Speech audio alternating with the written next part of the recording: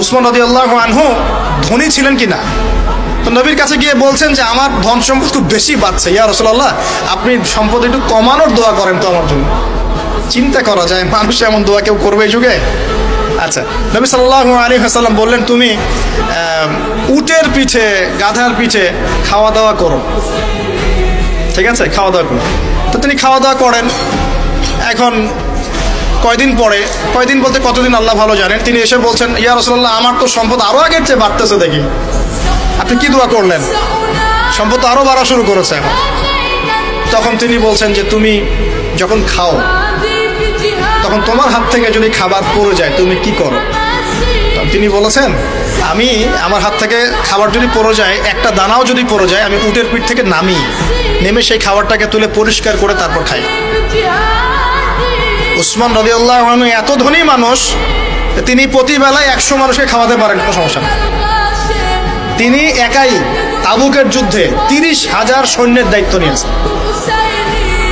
30,000 সৈন্য 3 মাস যাবে, যাত্রা বিরতি করবে, খাবে দাবে, তাদের ঘোড়া অস্ত্রশস্ত্র সব দায়িত্ব একজন ব্যক্তি বহন করেছেন, উসমান রাদিয়াল্লাহু আনহু। কত বড় ধনী আপনি চিন্তা করেন।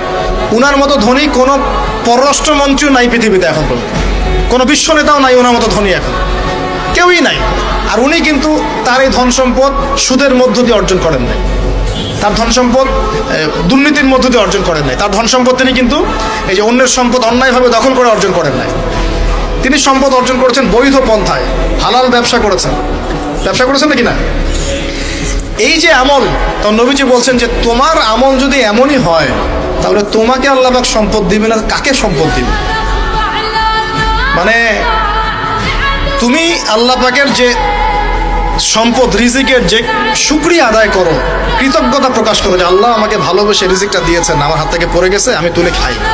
এই যে আল্লাহ পাকের নেয়ামতের প্রতি তোমার যে শ্রদ্ধা, যে সম্মান, এর শুকরিয়া স্বরূপে আল্লাহ পাক তোমাকে এরকম সচ্ছল বানাই দিচ্ছেন, আপনি কিছু করার নাই।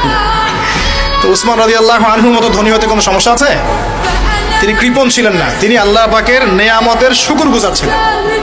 ভুল ব্যাখ্যা নেবেন না, তিনি আল্লাহ পাকের নেয়ামতের শুকরগুজার ছিলেন। আমরা আল্লাহ পাকের নেয়ামতের শুকরিয়া আদায় করবো ইনশাআল্লাহ, এবং যা রিজিক আল্লাহ আমাদেরকে দিয়েছেন এতে সন্তুষ্ট থাকবো ইনশাআল্লাহ, এবং হালালভাবে চলার চেষ্টা করব।